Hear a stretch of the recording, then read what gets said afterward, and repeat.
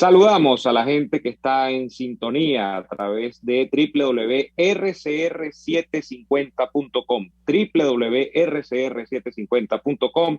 Allí nos puedes ver y nos puedes seguir en vivo y en directo, pero si lo tuyo es tener un rato libre, por ahí a la 1 de la mañana, a las 12 de la noche, porque hay insomnio, porque, bueno, hay falta de oficio y dice, bueno, ¿qué hago yo ahora con este calamar? No puedo dormir.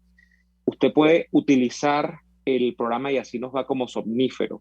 Entonces usted agarra, escucha el programa, luego entra en un estado de meditación profunda con todo lo que uno dice acá, y después de que usted entre en ese estado, usted dice, ahora sí me voy a dormir tranquilo, porque ya sé todo lo que tenía que saber de lo que ha ocurrido el día de hoy con Venezuela y sus políticos y su política. Entonces, pueden vernos en diferido en esos ratos libres, 1 de la mañana, 6 de la mañana del día siguiente, al mediodía del día siguiente, en nuestro canal de YouTube.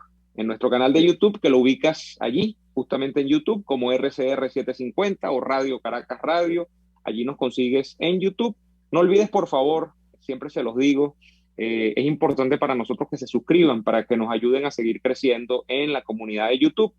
Y parece mentira, pero ese crecimiento hace que nuestros videos lleguen a más gente y en consecuencia más gente esté informada y tenga una fuente justamente de opinión, de análisis y de información que le permita entender qué pasa con Venezuela y con el mundo también. Entonces, suscríbanse a nuestro canal, gracias de antemano por hacerlo y por difundir todos nuestros videos en sus redes sociales. Bien, miren lo que traigo hoy para arrancar. Me acabo de enterar de que Tarek William Saab ha estado muy activos el fin de semana, ¿no? Cuando, como le decía a los Pernaletes, José Gregorio y Elvira, el día martes, cuando hablaba de los 4 años del asesinato de Juan Pablo Pernalete, y que se ha despertado desde ese fin de semana con los casos de Juan Pablo Pernalete y de Fernando Albán. Evidentemente anda en algo. Tarek William Saab ha comunicado hoy públicamente, creo que lo he hecho a través del Twitter, yo no sé por qué realmente creo que estoy bloqueado en el Twitter de Tarek William Saab, honor que me hace, eh, que ha entregado, ha consignado un informe a la Corte Penal Internacional, a la CPI, en el que, fíjense lo que afirma Tarek William Saab. Él dice que en Venezuela se ha creado a través de Twitter una especie de enjambre de cuentas anónimas, de cuentas que se dedican a la subversión del orden, que se dedican a la conspiración y a la creación, además de realidades falsas, paralelas, cosas que no existen, y que quiere dar la impresión de que en el fondo en Venezuela hay un gran estado violador de los derechos humanos. Quieren dar la impresión, no es que existe, es que esto es algo que se está generando en las redes sociales, fundamentalmente en Twitter, dice Tarek William Saab, y que en ese sentido, bueno, él quería hacer la advertencia a la Corte Penal Internacional, que todavía está jefaturada por esta señora Fatou Bensouda. Próxima, por cierto, de acuerdo a todo lo que apuntan las informaciones que se leen en la prensa internacional, a entregar el cargo. Piense que Tarek William Saab dicen que ha logrado, que la fiscalía ha logrado estudiar hasta 70 millones de publicaciones en Twitter, es decir, 70 millones de tweets. Hay que echarle un camión de aquellas para lograr estudiar en profundidad 70 millones de tweets. Y que la conclusión a la que la fiscalía ha llegado es que justamente hay una intención en Twitter de crear la realidad o de crear, fabricar una realidad que no existe en Venezuela, que corresponde a que en Venezuela, bueno, justamente se violan muchísimo los derechos humanos. Uno podría leer esto y decir, ah, una más. Pero yo no me quedo con el una más. Yo en este momento, repito, en el que estoy viendo sumamente activo a Tarek William Saab, desde el fin de semana, ya va a cumplir una semana, bueno, que se despertó de su sueño o de su siesta judicial, creo que corresponde con cosas que están pasando.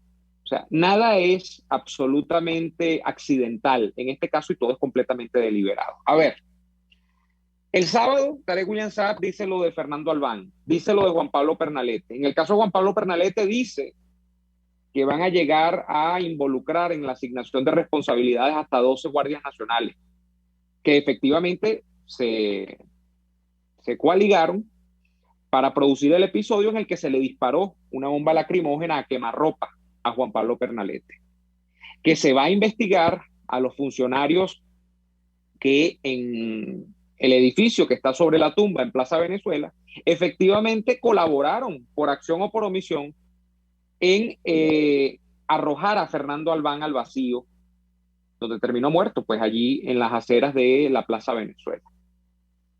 Eso pasa el martes.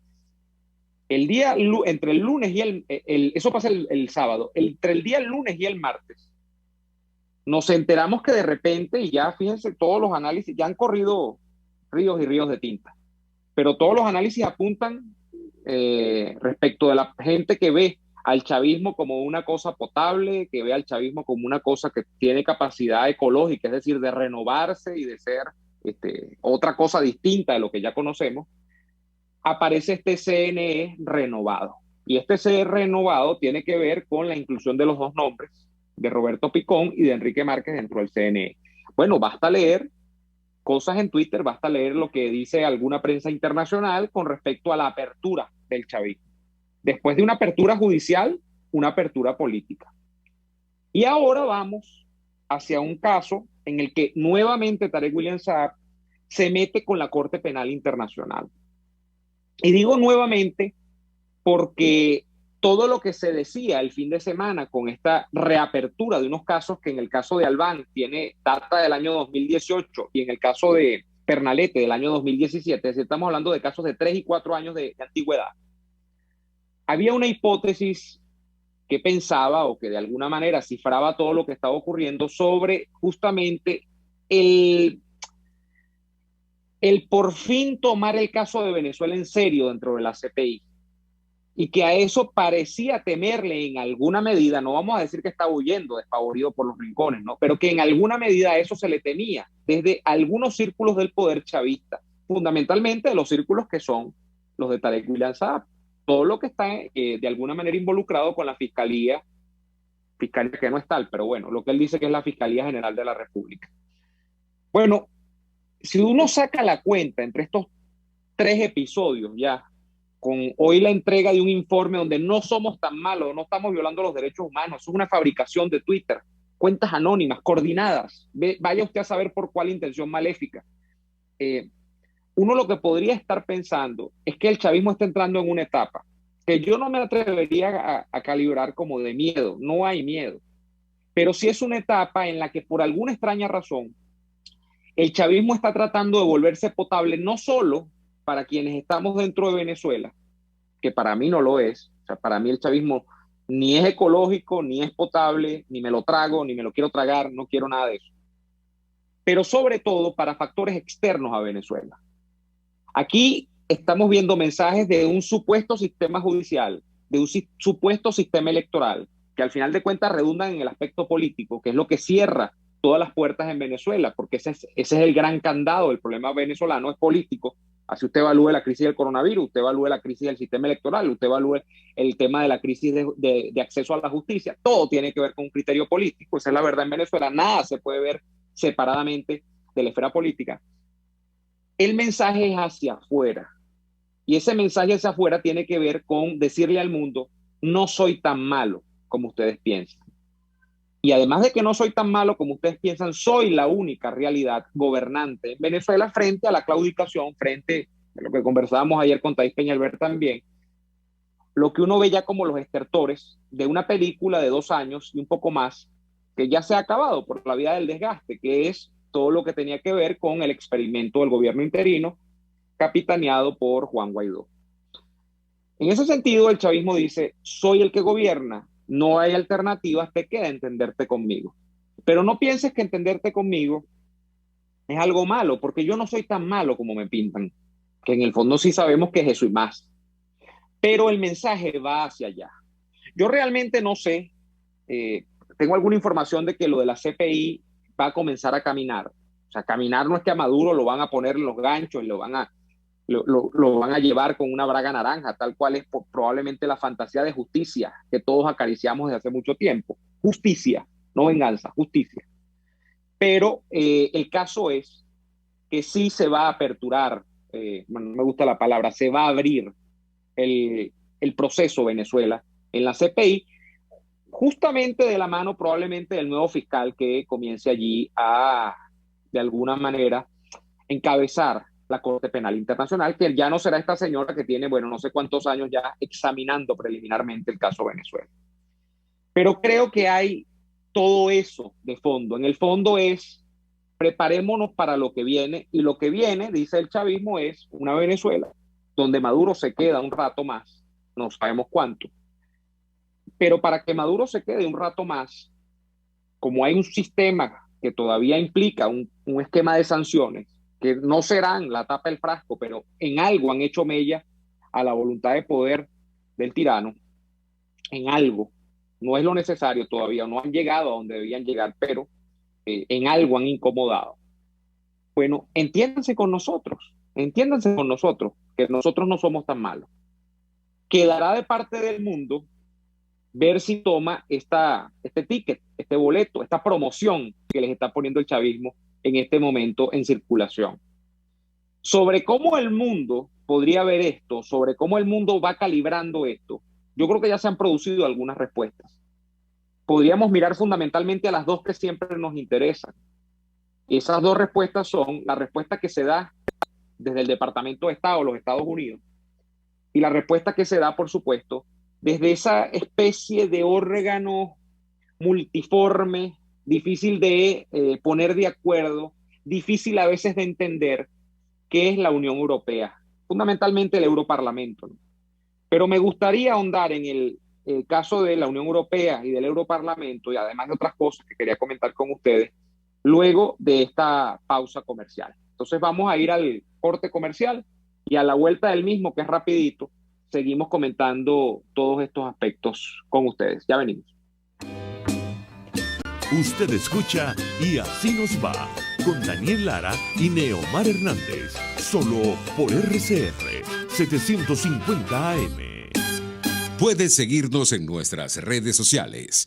En Twitter, @RCR750, la radio que se ve. Atuplata.com.be, la cuarentena no los detiene. Siguen haciendo envíos desde los Estados Unidos a Venezuela, sin complicaciones. Además de eso, buscan tu carga en Tampa, Orlando y Miami sin ningún costo adicional. Sí, no tienes que moverte. Van hasta la puerta de tu casa y se encargan de todo. Tuplata.com.be, con promoción de servicio de pick-up gratis. Hasta en la cuarentena, tuplata.com.be. En los envíos te da la tarifa más baja y en el menor tiempo. Amigos, nace un nuevo concepto de farmacia en Venezuela. Farmacia CVS y más. Todo lo demás. En Farmacia CVS, en español CVS, lo consigues todo en un solo lugar. Salud, belleza, hogar y comida. Un nuevo concepto en todo para un nuevo concepto de vida. Farmacia CVS y más está en el CCCT nivel C1, frente a Beco y al lado del Banco Mercantil. En Instagram, FarmaCVS. Farmacia CVS y más. Todo lo demás. Les estamos presentando Y Así Nos Va, cuando se tiene algo que contar, con Lara y Hernández, solo por RCR 750 AM. ¿Hacia dónde vamos con todo esto de la comunidad internacional y la mirada actual que hay sobre el proceso venezolano en medio de cosas que algunos piensan que son inusitadas, que se han producido desde el fin de semana hasta hoy?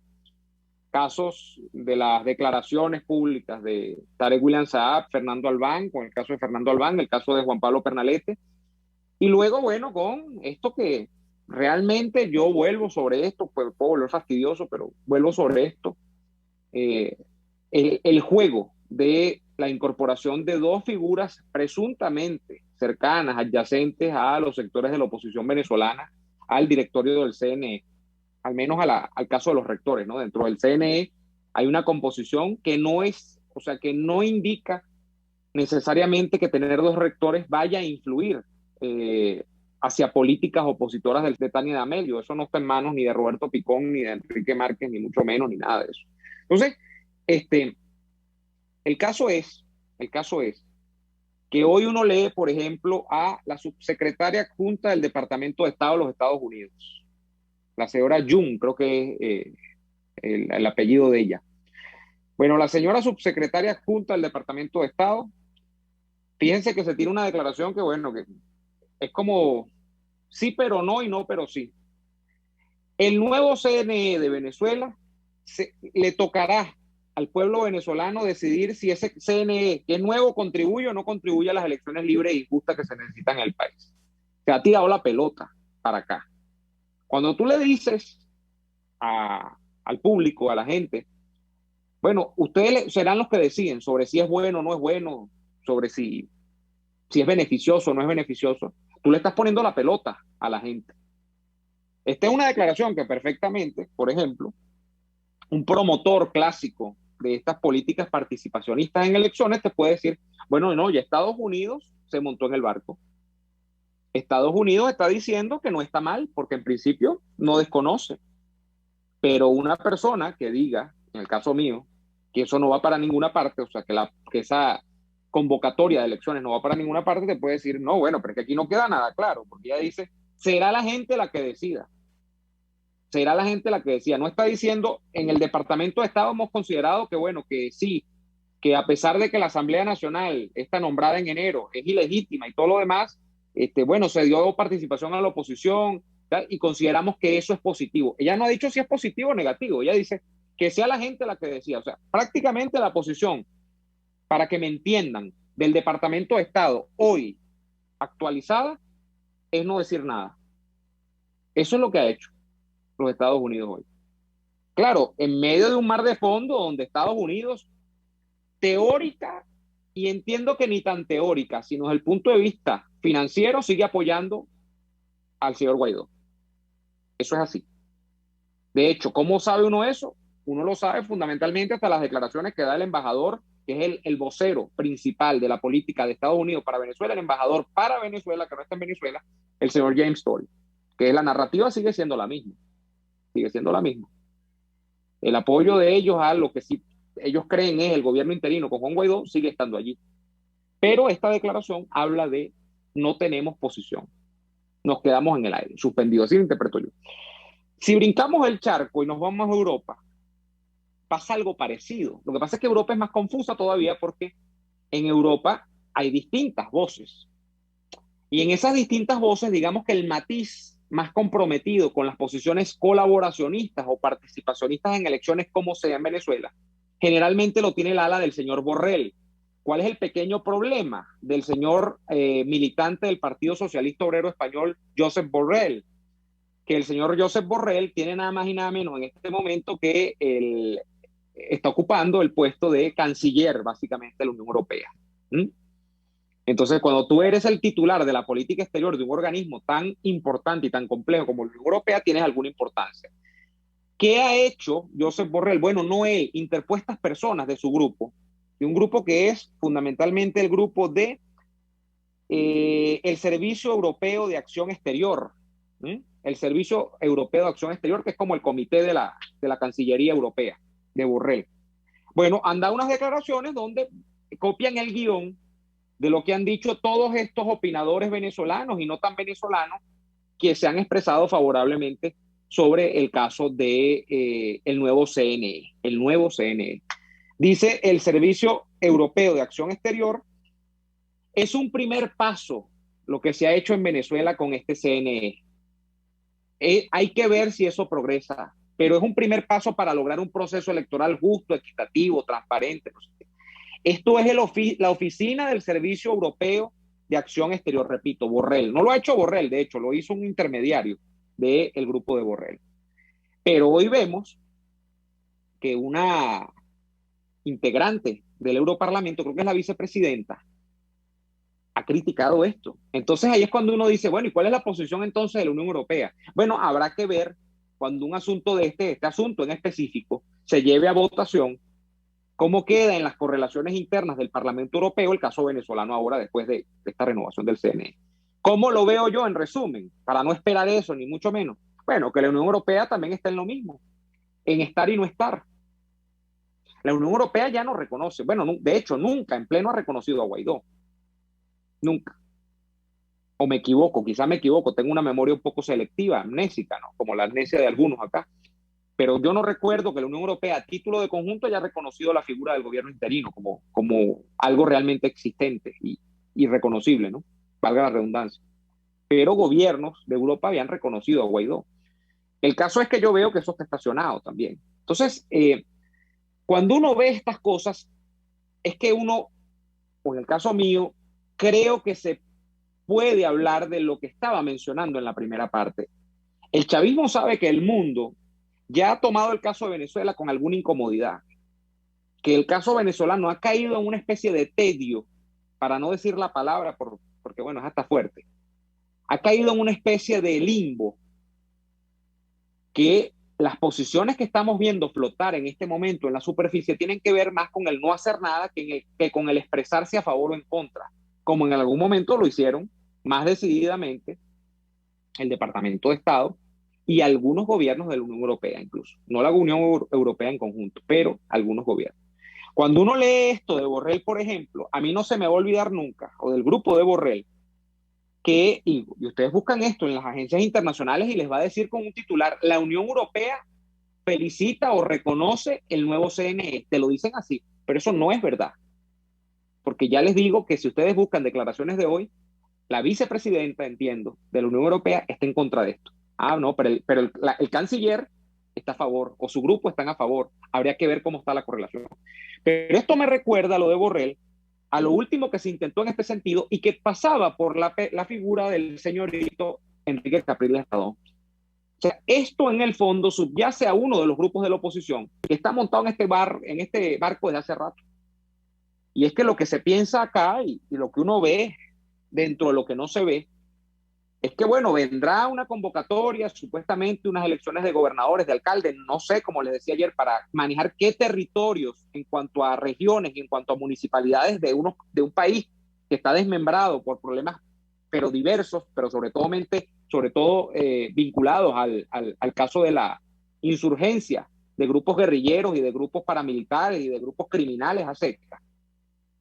Pero en esa movida, el que descolla es Enrique Capriles Radonqui, o uno de los que sale a descollar es Enrique Capriles Radonqui. Montado no sé para qué, no sé si va a ser candidato a la gobernación de Miranda otra vez, no lo sé. Porque repito, presidenciales aquí no hay por ningún lado, por ningún lado. Pero en medio de ese mar de fondo, repito, es que el chavismo entonces dice, bueno, yo voy a navegar ese mar. Y la navegación de ese mar pasa por justamente el tedio de la comunidad internacional. Venezuela es un fastidio.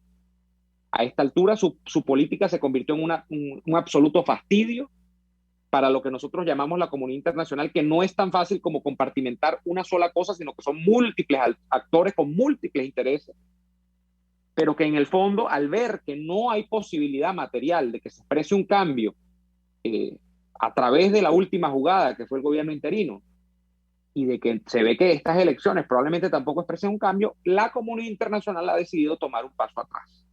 O estos actores de la comunidad internacional han decidido tomar un paso atrás, observar, mirar y callar. Y a veces se expresan, pero cuando se expresan, como en estos dos casos que les acabo de comentar, no dicen nada. No dicen nada. Lamentablemente es la realidad, lamentablemente es lo que estoy viendo, y en medio de eso, el chavismo, repito, con figuras como Tarek William Saab, bueno, buscan el reacomodo dentro de ese mundo que les dijo hasta hace nada, como pasa con la justicia de los Estados Unidos, que los tipos eran capos de la droga, que los tipos estaban metidos en casos de legitimación de capitales, que los tipos eran violadores consuetudinarios de derechos humanos. Todo eso que ya nosotros conocemos. Sí, sí, pero somos los que mandamos. Hay una alternativa viable para deponer a ese gobierno y para crearle una fórmula de sustitución al mismo. Parece que no, de momento. Tienen que lidiar con nosotros, como lo han hecho en otros momentos del pasado reciente en Venezuela. Se la tienen que calar, como decimos en criollo, lamentablemente.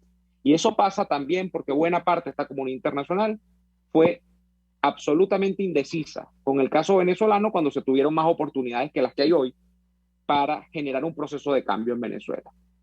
Podríamos comenzar a señalar culpables acá, empezando por gobiernos particulares o gobernantes y terminando por organismos pero no es el caso y se ve feo, porque uno nunca le puede echar la desgracia de lo propio a terceros actores. Pero lo que sucede es que esos terceros actores, en este caso, sí tienen vinculaciones con este problema, o deberían tenerlas, ¿no? Si tienen la mirada un poquito, hubiesen tenido la mirada un poquito más larga, pero bueno, lo que fue es lo que fue y no vamos a quedarnos en eso.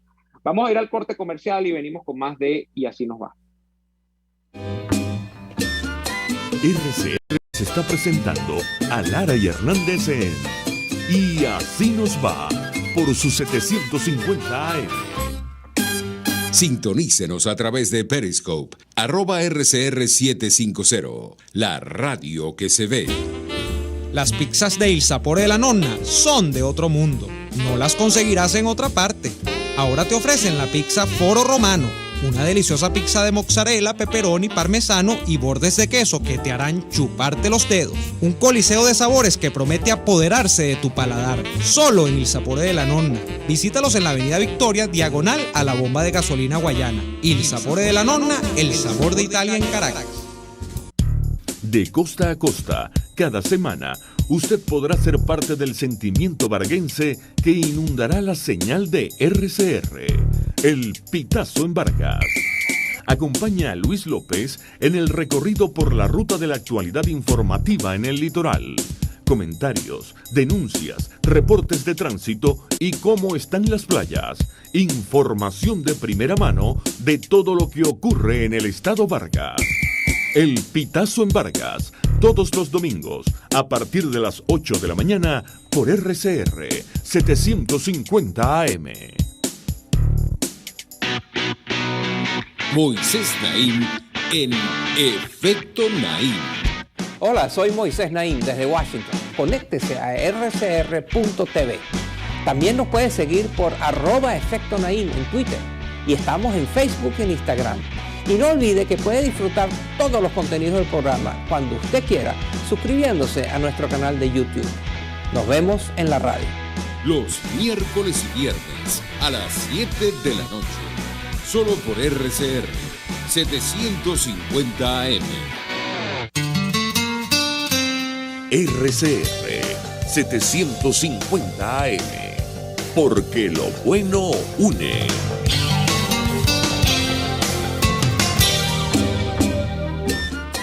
Estamos escuchando Y así nos va con Lara y Hernández por RCR 750 AM. Bien, de vuelta en Y así nos va. Quiero comentar, estoy viendo mensajes muy interesantes que pueden generar debates, pero quisiera comentar por uno que es una frivolidad aparentemente, que es un mensaje que me deja Daniel Sánchez en el chat de YouTube. Dice: la camisa de los angelinos de Anaheim, en honor a Albert Pujols y su gran carrera. Como en todo negocio, ese es el lado malo del béisbol, directo a Cooperstown. Sí, hoy, en esta nota de frivolidad, me he enterado hace como una hora, los angelinos de Anaheim, que no es mi equipo ni mucho menos, han dejado libre o en asignación, a discreción de cualquier otro equipo que quiera tomarlo, a Alberto Pujols. Albert Pujols fue quizá el mejor pelotero de su época, en su momento. No estoy hablando de esta época, estoy hablando de probablemente 10 años atrás. Era un tipo que daba gusto verlo batear. Fue mi jugador favorito probablemente en ese momento, cuando se destacó con los Cardenales de San Luis, aunque yo siempre he sido fanático de los Medias Rojas de Boston, pero como saben, soy un enamorado del béisbol de las Grandes Ligas. ¿Y qué ha ocurrido con él hoy? Bueno, ¿por qué lo comento?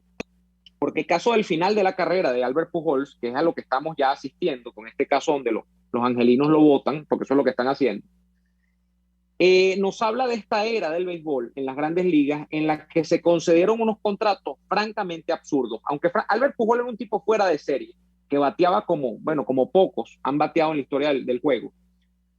En el año 2012, él llega a los angelinos de Los Ángeles. Pues primero eran los angelinos de Anaheim y luego la pusieron como los angelinos de Los Ángeles. Y le firmaron un contrato que al día de hoy, en este momento, y parte de eso es por qué lo dejan en libertad, este caballero que tiene 41 años y que ya prácticamente no batea nada, porque no está bateando en estos momentos por debajo de 200, se está metiendo $30 millones este año. Y lo comento porque se parece mucho al caso de nuestro big leaguer Miguel Cabrera. que tiene un contrato que es aún más largo, creo que no ha terminado, el de Albert Pujols termina este año, pero el de Miguel Cabrera creo que todavía le quedan 2 o quizá un año más, y es un contrato parecido de 25, 30 millones por año, con unos jugadores que al final de su carrera ya no tienen nada que dar porque, oye, el tiempo nos recuerda que somos mortales.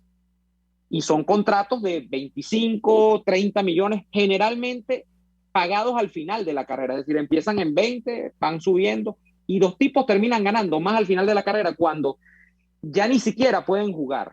Cabrera tiene como 2 años con lesiones, batallando, no sé, que no puede jugar porque ya el cuerpo no le da. Y ya hizo todo lo que iba a hacer, además. Albert Pujols y Miguel Cabrera van a ser salones de la fama de las grandes ligas.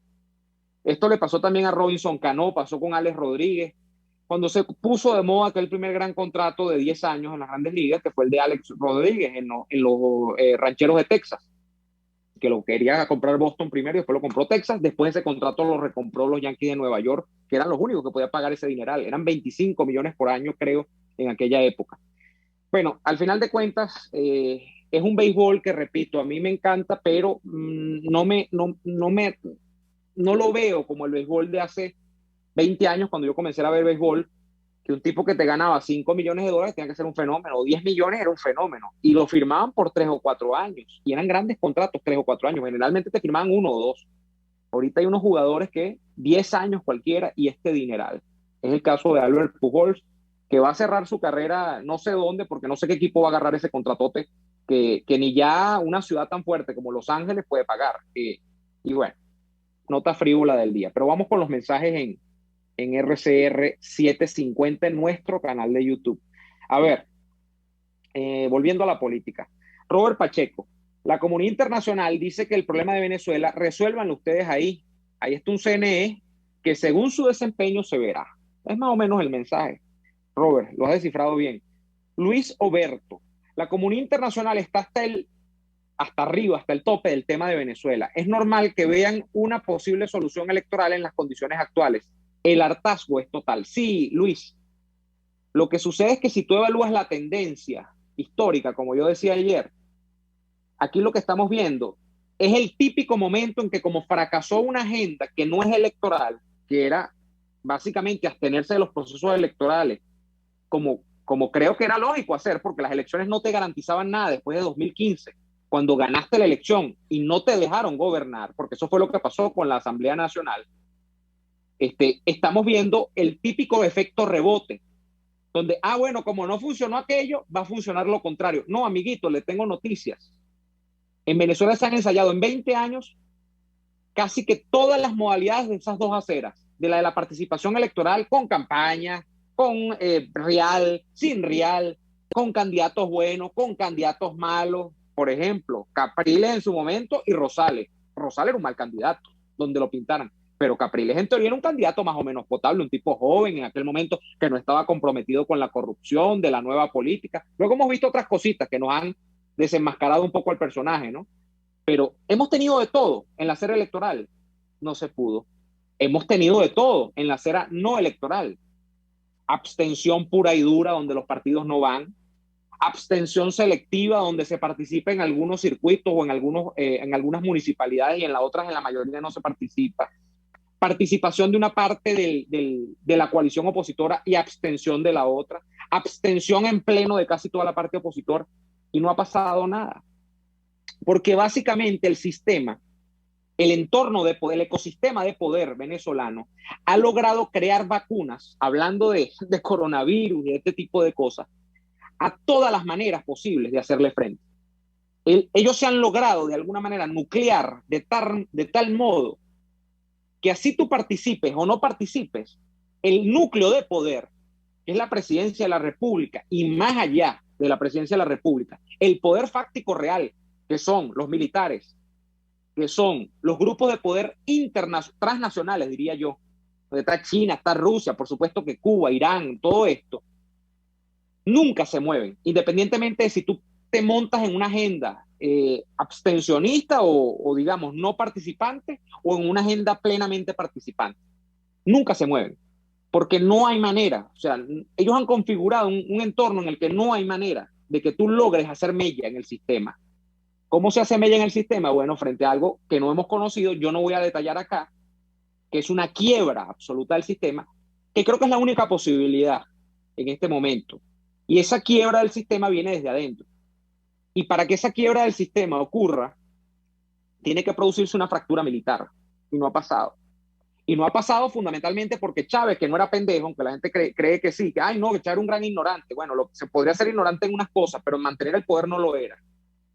Chávez previó todo esto, hasta cierto punto, porque tampoco era pitonizo. Sabía que el chavismo iba a llegar a un punto de desgaste en las masas, iba a llegar a un punto de desgaste en el aparato económico, no sé, de su aparato de financiamiento. Y generó fue una estructura de acomodo de la Fuerza Armada Nacional en el poder, para que los tipos viesen su salida del poder tan costosa que ellos nunca pensaran en salir de ese poder. Y en eso es lo que estamos. Estamos en una situación donde un militar jamás se le va a pasar por la cabeza tratar de ensayar algo distinto a lo que ya conoce de los últimos 20 años. Porque además el sistema es absolutamente seductor para ellos, les da todo, o casi todo. Bueno, ahora hay un esquema de sanciones que les impide algunas cosas, pero estando dentro de Venezuela tienen acceso a casi todo, manejan casi todo. Entonces es muy difícil así. Y solo cuando ellos se harten de ese casi todo, porque se produzca algún encontronazo allí que no podamos explicar, no sé, combustión espontánea, eso podrá tener alguna posibilidad de romperse. Esa es mi única visión sobre esto. Porque la otra era que desde fuera se procurara una fuerza suficientemente potencial para generar una amenaza sobre ese sistema. Y eso no está en el panorama. Algunos creímos que pudo haber estado en la agenda en algún momento, quizá no lo estuvo nunca, quizá lo estuvo parcialmente, quizá fue desmontada, toda esa historia sobre la que entrar en un debate de lo que fue y lo que pudo ser y no fue, bueno, sería infinito. Pero esa es la situación. Voy a seguir con los mensajes. Judith Aristigueta, hola Neomar, ¿de qué equipo de béisbol internacional era mi abuelo? Mira, esta es mi prima, tiene que ser. Mi abuelo era de los Bravos de Atlanta, y yo era de los Bravos de Atlanta al principio, y después pasé a los Medias Rojas de Boston después de la Serie Mundial del 2003, 2004, siempre se me ve el año. A ver, Judy Rodríguez pregunta también que cuál será el punto. Bueno, el punto se los acabo de describir, es ese, en eso es que estamos. José Gutiérrez, el béisbol es tema bueno también. Bueno, hace 2 jueves, creo, contando 2 semanas atrás, hicimos un programa completo. Yo no me atrevo a hacer un programa completo de béisbol, aunque bien que lo podría hacer, pero siento que en algún momento ustedes podrían comenzar a echar vapor, entonces no me atrevo a hacer, pero un segmento completo de béisbol lo podríamos incorporar perfectamente a este programa. Es más, deberíamos abrir una encuesta en YouTube, en nuestras cuentas de Twitter, no sé, a ver si ustedes quieren, y si gana la mayoría, como somos demócratas, bueno, metemos un segmento de 10 minutos por lo menos semanal para hablar no de estadísticas ni nada de esas cosas, sino de cuentos del béisbol, porque el béisbol tiene unos cuentos sabrosísimos e interesantísimos. A ver, Elvis Cintrón, vean lo que está pasando con Francisco Lindor. Oye, pero la gente se entusiasmó con el béisbol. Tantos millones y aún sin demostrarlo. Bueno, Francisco Lindor estaba en un equipo que era un equipazo en los 90 también, aunque no ganó muchas cosas, pero que era el equipo de los Indios de Cleveland, y luego se vino a menos. Los Indios de Cleveland luego se metieron en un proceso permanente de renovación, y él es parte de ese proceso, de las granjas de Cleveland y todo lo demás. Extraordinario pelotero dominicano, o puertorriqueño, ahora no recuerdo si creo que es dominicano. Termina siendo comprado por los Mets de Nueva York, que se supone siempre son uno de los equipos grandes, pues, equipo de la capital. Y lo que se supone le está pasando a Francisco Lindor en los Mets, que le están pagando una millonada también por una pila de años, creo que 20 y tantos millones también, es que el tipo no aguanta la presión de una ciudad como Nueva York y de un equipo como los Mets, que ni siquiera son los Yankees, o sea, que tienen esa gran presión encima, pero se espera mucho. Y a los Mets, yo siempre los he visto en los últimos años como esos equipos que compran grandes jugadores que ya están hechos y los pasman. Nunca fructifican los jugadores en los Mets. No sé por qué, me da una lástima, porque los Mets desde hace mucho tiempo merecen como que ir a más, pero pasman a los jugadores. El primer gran pasmado de los Mets, de hecho, fue un venezolano. A ver si tienen buena memoria, y fue Johan Santana. Después de que tuvo esas formidables campañas con los Mellizos de Minnesota, que le llevaron a ganar incluso el premio Cy Young, lo compraron los Mets, y no es que se pasmó, es que se lesionó primero, y luego nunca pudo volver a ser el mismo. Él trató de volver, pero Nueva York tiene algo que acaba con los jugadores, o los Mets en este caso, porque los Yankees tienen un efecto que parece ser contrario, aunque yo soy acérrimo rival de los Yankees, ¿no? Pero Los Yankees engrandecen a muchos jugadores. Ha pasado muchísimo. Hay jugadores que no sirven para nada, los compran los Yankees y parece que se ponen ese uniforme y se transforman, como si estuvieran en fase Super Saiyajin de Dragon Ball, no sé. Pero los Mets, terrible, terrible. A Francisco Rodríguez también le pasó. Fue un fenómeno con los Angelinos de Anaheim. Llegó a los Mets y no fue lo mismo. Tuvo que irse a un equipo más relajado, como los Cerveceros de Milwaukee, para lograr hacer algo, ¿no? Y le fue muy bien hasta lo último a Francisco Rodríguez, que después pasó por otros equipos más, ¿no? A ver, más mensajes para este segmento híbrido entre política y béisbol. Quería comentar algo por acá que estaba viendo. Juan Rodríguez habla de Borrell y dice, quizá tenga razón, pero el problema es que hay intereses creados para que se haya perdido tantas veces. María Corina con su 187-11. Bueno, saben que yo nunca le atribuí ninguna ganancia a lo del 187-11. Yo no pensaba nunca que eso iba a fructificar porque parecía demasiado sofisticado como para que la OEA y los países que la conforman se montaran en ese argumento, ¿no? Ojo, yo respeto muchísimo, ustedes lo saben, a María Corina, y yo se lo dije en este programa, si realmente ella creía que eso iba a llegar a algo, ella estaba convencida de que sí, lo empujó hasta donde pudo, de hecho sigue empujando opciones similares y yo siento que bueno, la comunidad internacional se quedó los brazos cruzados con esto como con otras tantas cosas, ¿no? María Matzey, Capriles Radón, que es un farsante que engañó a Venezuela por muchos años. Bueno, Betty Soto también está en sintonía, nos saluda. Priyelis Córdoba, ¿cómo podemos ir a unas elecciones con un CNE elegido por una asamblea no reconocida? Por lo tanto, sería reconocer a esa asamblea cuando reconoces a este CNE. Esto es un razonamiento lógico, lineal, secuencial y absolutamente racional. Pero fíjense que estos son siempre los dilemas en los que termina, volviendo a lo de hemos intentado lo electoral y lo no electoral, la oposición en Venezuela. Los tipos son tan perversos, los chavistas, y se lo comentaba no sé a quién esta misma semana, que ellos lo que están es llevando a la comunidad internacional, que fundamentalmente ha dicho desde enero que no reconoce a esa Asamblea Nacional, que efectivamente es una Asamblea Nacional chavista, ahí no hay ningún proceso legítimo, convocada en unas elecciones chavistas, donde votaron solo los chavistas, porque ahí no votó ningún opositor. Esas adjudicaciones de curules que tienen 4 adecos allí y otros allí que exadecos, bichos de uña en rabo, no sé qué son, porque de verdad no sé ni a qué fauna pertenecen, a qué género pertenecen del ecosistema venezolano. Es una asamblea que no tiene ninguna representatividad. Esa asamblea existe solamente, bueno, en el término de decir que hay un poder legislativo, pero ese poder es absolutamente supeditado al poder ejecutivo chavista. Entonces, ¿qué están haciendo ellos? Con esta gente que aplaude el CNE, ellos lo que van a decir mañana, porque, bueno, si no lo están diciendo ya hoy, bueno, ustedes están diciendo que la Asamblea Nacional no sirve, que es ilegítima, que es nula, que es irrita, pero ustedes están diciendo que el CNE es potable, es bueno, es el mejor en no sé cuántos años, porque están 2 miembros de la oposición. Y ese CNE lo escogió esta asamblea, porque este CNE no es designado por el TSJ, que también es chavista, es designado por la asamblea chavista.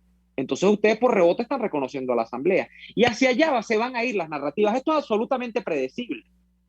Este es el mismo callejón sin salida al que fuimos llevados tantas veces, por ejemplo, en las que nos ponían a nosotros a firmar para validar partidos ante un CNE que nosotros mismos criticábamos.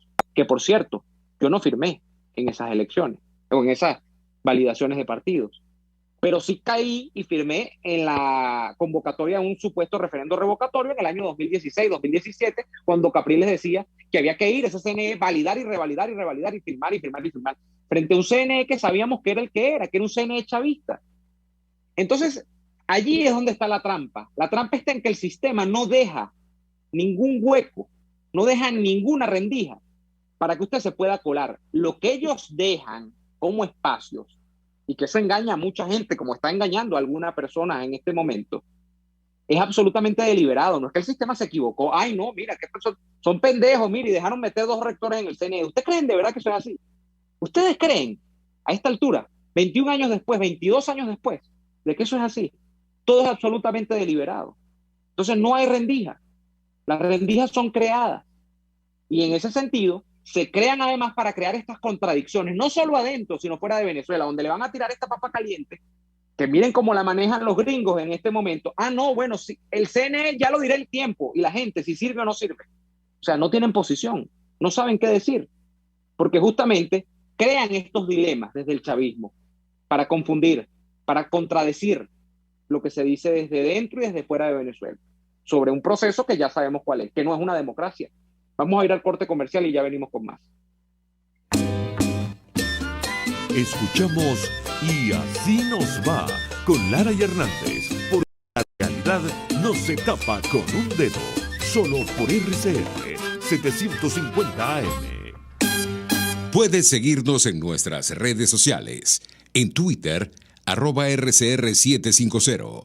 La radio que se ve. Antojos de pizza, pasta o risotto durante la cuarentena. Lo resolvemos. En Il Sapore de la Nonna tienen delivery a varias zonas de Caracas. Así es, Il Sapore de la Nonna te lleva lo mejor de la comida italiana hasta la puerta de tu casa. Haz tu pedido por el 0212-634-0982 o por el 412-569-9404 y disfruta de todo su sabor. Il Sapore de la Nonna en cuarentena sigue siendo el sabor de Italia en Caracas. Atuplata.com.be, la cuarentena no los detiene. Siguen haciendo envíos desde los Estados Unidos a Venezuela sin complicaciones. Además de eso, buscan tu carga en Tampa, Orlando y Miami sin ningún costo adicional. Sí, no tienes que moverte. Van hasta la puerta de tu casa y se encargan de todo. Tuplata.com.be con promoción de servicio de pick-up gratis. Hasta en la cuarentena tuplata.com.be. En los envíos te da la tarifa más baja y en el menor tiempo. Les estamos presentando Y así nos va, cuando se tiene algo que contar, con Lara y Hernández, solo por RCR 750 AM. Estamos de vuelta en Y así nos va, entre política y béisbol hoy. Siguen los comentarios, yo aprendo de ustedes sobre el tema del béisbol hoy acá. Luis Pérez, fíjense lo que dice. Eso es lo que le pasa a un jugador cuando se va a una plaza como Nueva York, Los Ángeles, Boston. Así, por ejemplo, le pasó a Pablo Sandoval, a Francisco Rodríguez, al mismo Randy Johnson. El caso más patético es el de Pablo Sandoval. Yo como boté la bilis con lo que terminó haciendo Pablo Sandoval en Boston. Un contrato de 5 años, si no recuerdo mal, por 20 millones por año. Es decir, en un contrato de más o menos 100 millones de dólares, quizás un poco más. O eran 4 años, en todo caso, eran 4 o 5 años, se iba a ganar más de 20 millones por año. Sandoval pasó de los 4 años, 2 completamente lesionados, 1 lo jugó por la mitad, y el año, que creo que fue el año de debut, que jugó con los Medias Rojas, no llegó a pegar ni 20 jonrones, batió como 250, y bueno, Pablo Sandoval terminó traspasado de los Medias Rojas, lo soltaron, terminó volviendo a los Gigantes de San Francisco, donde tuvo un muy buen desempeño al principio de su carrera, y todavía está jugando, entiendo que está en los Bravos de Atlanta, por allá anda Pablo Sandoval con un contrato de ligas menores, porque ya obviamente la estrella de los grandes contratos para él se apagó hace rato.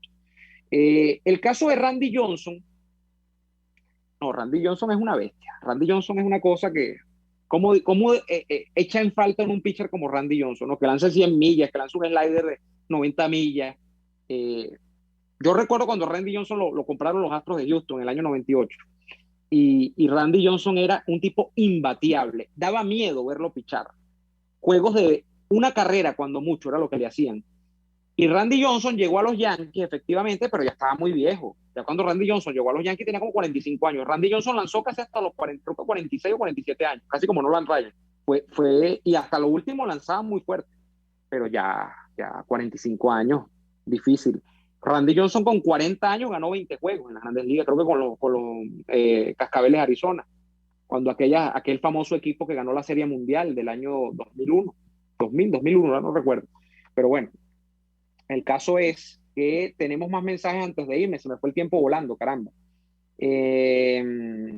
Sandra López, buenas tardes, Neomar, saludos desde Anaco, Estado Anzoátegui. Saludos amigos del chat, reconozcan un buen programa de Neomar y denle like. Gracias por la gestión, gracias por el apoyo. A ver, Ednio González, yo creo que fue el que más firmó. Yo creo que fui el que más firmó. No está hablando de las firmas de los contratos de Grandes Ligas, sino de las firmas para procesos electorales en Venezuela, dice Ednio. Yo vi a un grupito de gente reunida y me acercaba y le preguntaba, ¿dónde hay que firmar? Claro, Ednio, es que muchos creímos, pero ya no estamos en etapa de eso. Ya eso se ha pasado suficientemente, ya hemos tenido demasiadas experiencias para estar volviendo sobre lo mismo. Y decir, o ser sincero, y con esto cierro, o sea, decir que esto no va a funcionar, no es decir automáticamente que una agenda de abstención pura y dura va a funcionar tampoco, porque hay que ser sinceros. Como les decía hace un rato, aquí se han ensayado los dos mecanismos. Y la verdad es que hasta el día de hoy la única manera en la que el chavismo fue desalojado del poder fue la manera del 11 de abril aquel. Muy mal manejada por las élites opositoras de aquel entonces, pero sobre todo por la élite militar, que cuando uno lo mira con la distancia de los años, uno dice, bueno, estos tipos dejaron perder un gobierno, el gobierno de Carmona o el que fuese, por un tema de reparticiones de grupos, de quién iba a quedarse con el Ministerio de la Defensa, quién con el de Finanzas, quién iba a ser presidente de Venezolana de Televisión, quién iba a quedarse con, no sé, la presidencia del Banco Central de Venezuela, ese tipo de cosas, pero sobre todo las disputas militares, misérrimas, lamentablemente. La única manera de desplazar al chavismo del poder en estos 22 años. Habrá que estudiar entonces por qué se pudo en aquel momento. Bueno, había una fuerte actividad de calle. Y el chavismo, por cierto, no era el mismo de ahorita. Después del 11 de abril, de hecho, el chavismo más nunca volvió a ser el mismo. El chavismo se prevalió de cualquier debilidad. De alguna manera se vacunó contra cualquier debilidad para no volver a caer más nunca. Y en esa película andamos. Vamos a despedir por el día de hoy. Mañana será otro día y mañana volveremos en otra jornada de lucha por la opinión libre y la información transparente. Les pedimos que vuelvan, por favor, mañana, Viernes de los Oyentes. Hasta entonces. Por hoy termina Y Así Nos Va. Síganos en Twitter en @YASINOSVA, @DeLaraF y @NeoAdolfo. RCR 750 AM. RCR presentó.